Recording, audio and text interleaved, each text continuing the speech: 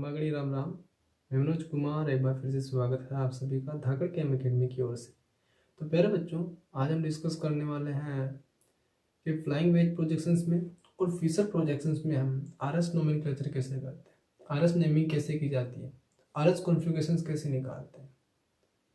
तो दोनों ही सिस्टम्स में फ्लाइंग वेज प्रोजेक्शंस और फीचर प्रोजेक्शंस में हम निकालना सीखेंगे और क्या क्या रूल्स होते हैं, क्या क्या केस बनते हैं, किन बातों का अपने को ध्यान रखना है वो भी देखेंगे।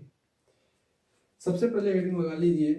सबसे पहले हम डिस्कस करेंगे बच्चों R S naming, R S nomenclature in flying wedge projection.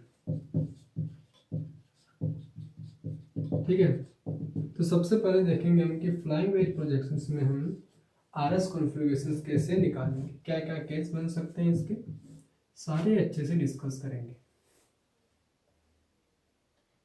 Suppose सबसे पहले केस आप लिख लिए केस 1। हम इसमें कुछ केसेस डिस्कस करेंगे। तो पहला केस आप लिख लीजिए कि इफ या फिर when fourth priority group at the days positions. क्या बच्चों? Days position. ठीक है,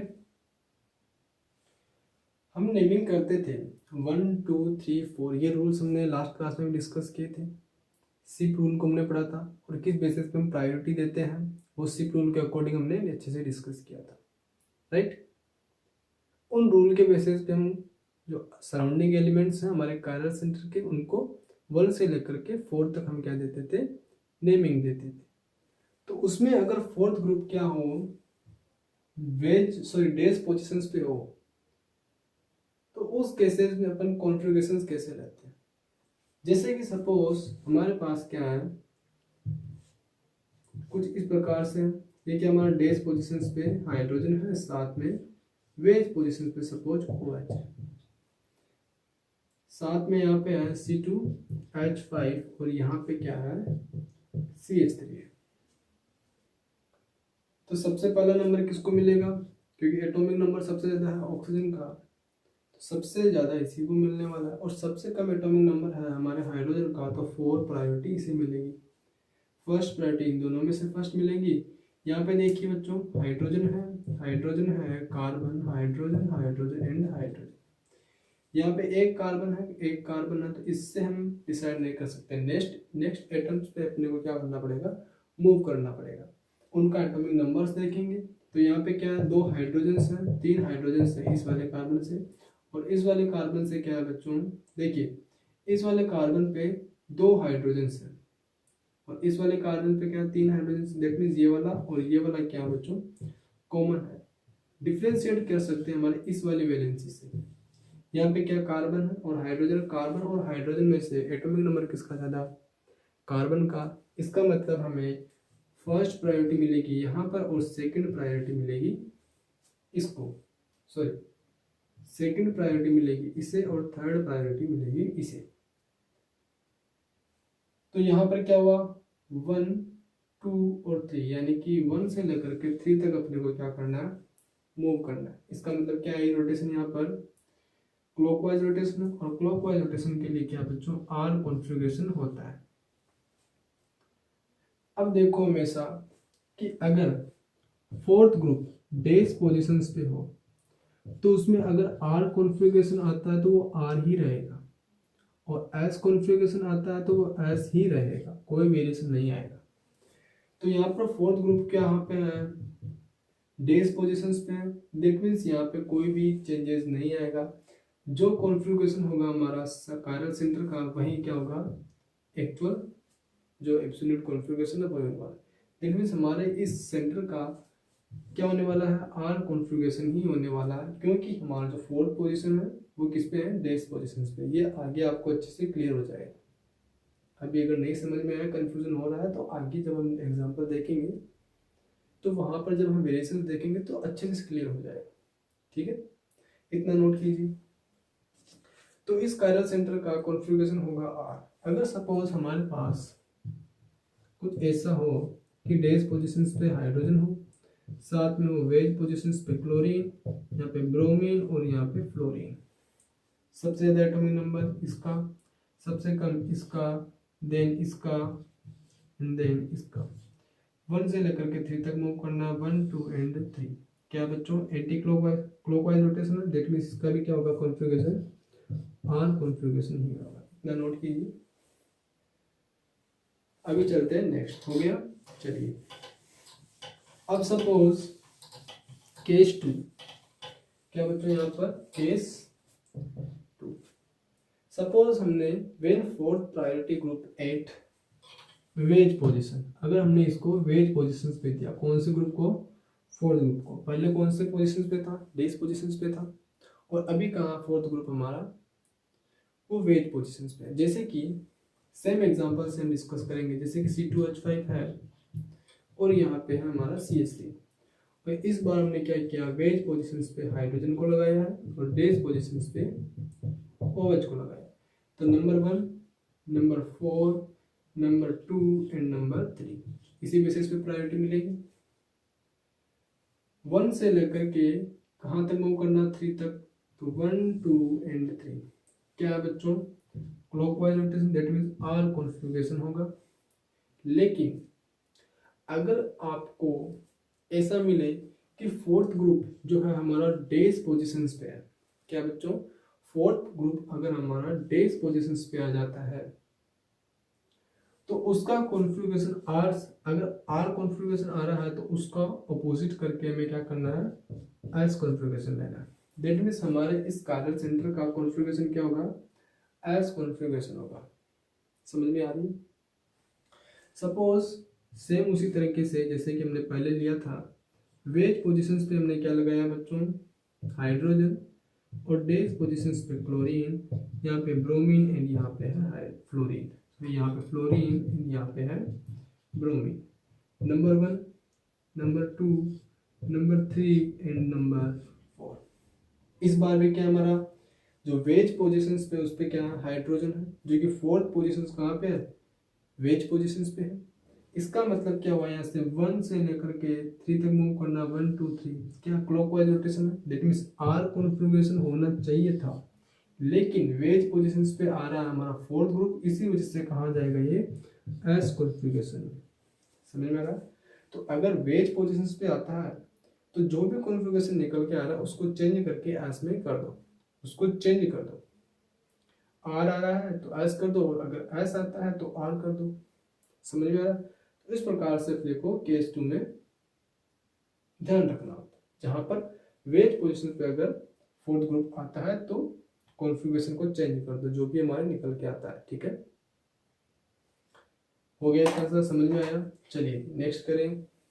ठीक है, अब जो थर्ड प्रायोरिटी वाला जो थर्ड केस है वो कैसे है उसे भी डिस्कस करते हैं कि अगर when fourth priority group at the plane, क्या हो बच्चों, प्लेन में हो, ना तो वेज पोजीशंस पे हो और ना ही डेज पोजीशंस पे हो। जो फोर्थ ग्रुप आ रहा है हमारा वो किस में आ जाए, प्लेन में आ जाए। जैसे कि सेम एग्जांपल से ही लेंगे हाइड्रोजन, इस बार हाइड्रोजन कहाँ चला गया, प्लेन में है, और डेज पोजीशंस पे हमारा CH3 है, वेज पोजीशंस पे सपोज OH है, और साथ में है C2H5, कुछ इस प्रकार से। तो इस केस में अपने को क्या करना है, देखिए ये हमारा 1 2 3 एंड 4 ग्रुप, डेज पोजीशंस पे जो भी ग्रुप आता है उसको 4 से क्या कर दो, इंटरचेंज कर दो। यानी कि जो डेज पोजीशन पे वेज पोजीशन वाले से इंटरचेंज नहीं करना है, किससे करना है, जो भी ग्रुप हमारा डेज पोजीशंस पे होगा, अगर हमारा फोर्थ प्रायोरिटी वाला ग्रुप कहाँ हो, एक प्लेन में आ जाए, तो उस केस में जो भी डेज पोजीशंस पे आ रहा है ग्रुप, उस ग्रुप को चेंज कर दो 4 वाले से।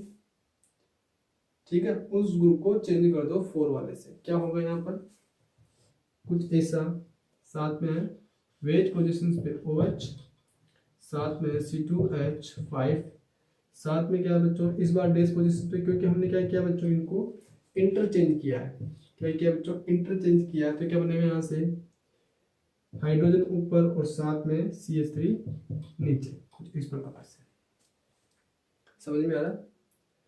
अगर हमने इसको इंटरचेंज किया है तो हमें इसको भी इंटरचेंज करना है, जो बाकी दो ग्रुप्स बचे हैं उनको भी क्या कर दो, इंटरचेंज कर दो।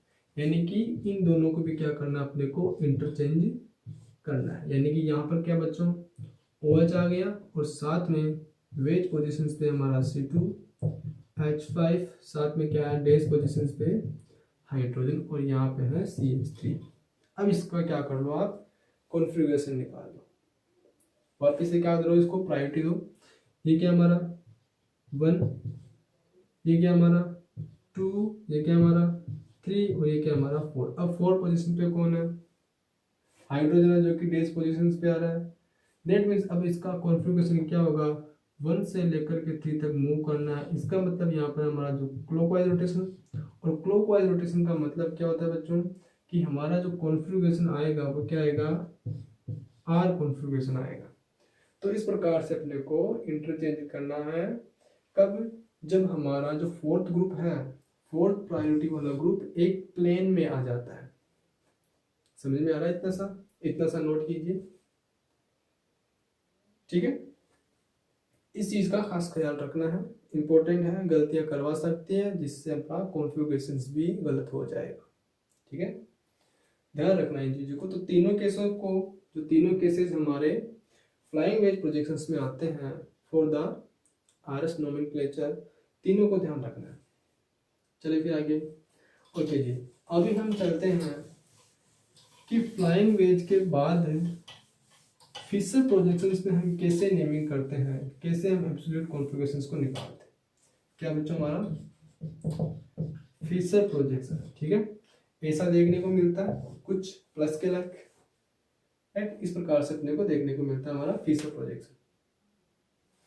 अभी सपोज कि देखिए, जब हमने फिशर प्रोजेक्शंस पढ़ा था, जब हमने फर्स्ट क्लास में फिशर प्रोजेक्शंस पढ़े थे, अलग अलग डिफरेंट जो भी प्रोजेक्शंस होते हैं उन सबको जब हमने डिस्कस किया था, तो वहां पर हमने आपसे कहा था कि फिशर प्रोजेक्शंस में एक हॉरिजॉन्टल लाइन होती है, क्या बच्चों, हमारी हॉरिजॉन्टल, और ये क्या हमारी वर्टिकल लाइन, वर्टिकल लाइन।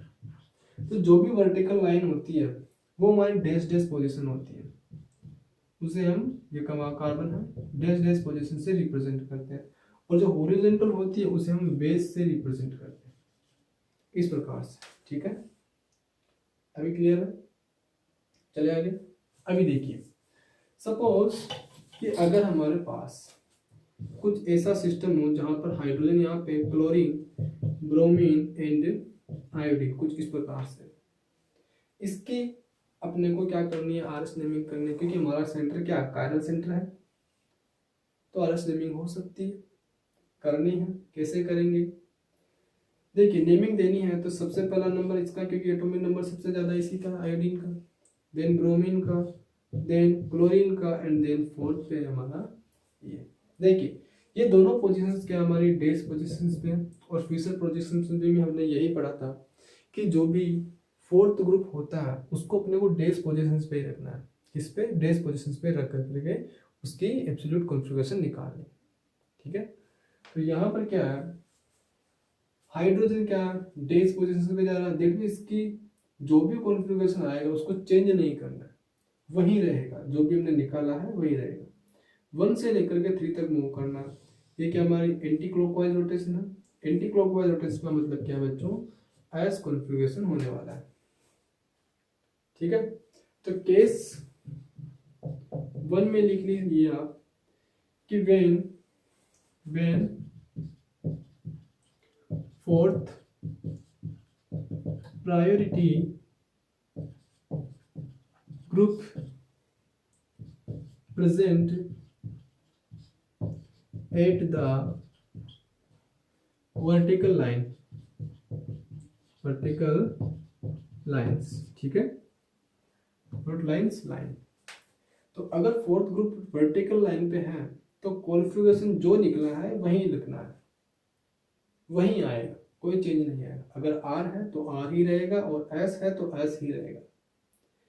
लेकिन जस्ट थिंक अगर हमने यहाँ से हाइड्रोजन को हटाया और यहाँ पे क्लोरीन और यहाँ पे हाइड्रोजन लगाया तो अब क्या होगा, क्योंकि अब क्या है यहाँ पर वर्टिकल लाइन है और वर्टिकल का मतलब क्या, वेज पोजीशंस पे चला गया वो,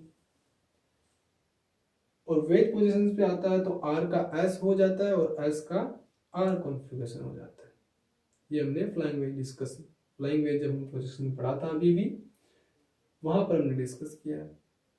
क्या होगा बच्चों, यहाँ से देखिए 1 2 3 एंड 4, तो क्या होगा 1 से लेकर के 3 तक मूव करना कुछ इस प्रकार से। अभी क्या ये एंटी क्लॉकवाइज रोटेशन है, और एंटी क्लॉकवाइज रोटेशन का मतलब क्या, एस कॉन्फ़िगरेशन है। लेकिन हमारा जो हाइड्रोजन है वो कहाँ पर है, हमारा जो फोर्थ ग्रुप है वो कहाँ पर है, हॉरिजॉन्टल लाइन पे। और अगर हॉरिजॉन्टल लाइन पे हमारा फोर्थ ग्रुप आता है तो उसमें एस कॉन्फ़िगरेशन का आर कॉन्फ़िगरेशन हो जाएगा, और अगर आर कॉन्फ़िगरेशन होता तो उसका एस कॉन्फ़िगरेशन हो जाता। अभी हमारे इस कायरल सेंटर का कॉन्फ़िगरेशन क्या होगा, आर कॉन्फ़िगरेशन होगा, ठीक है, एस कॉन्फ़िगरेशन नहीं होगा। तो हमेशा याद रखो कि अगर वर्टिकल लाइन पे आता है हमारा फोर्थ प्रायोरिटी वाला ग्रुप तो कॉन्फ़िगरेशन जो निकला है वही रहने वाला है, और अगर हॉरिजॉन्टल लाइन पे आता है तो कॉन्फ़िगरेशन को चेंज कर देना है, यानी कि आर कॉन्फ़िगरेशन निकला है तो उसको एस कॉन्फ़िगरेशन में चेंज कर देना है, और अगर एस कॉन्फ़िगरेशन निकला है तो उसको आर कॉन्फ़िगरेशन में चेंज करना है। याद रहेगा इतना सा। चले फिर आगे, इतना नोट कीजिए।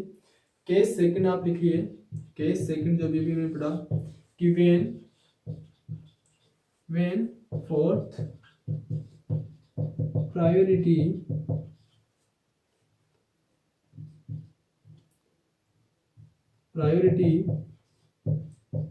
group present at the horizontal line,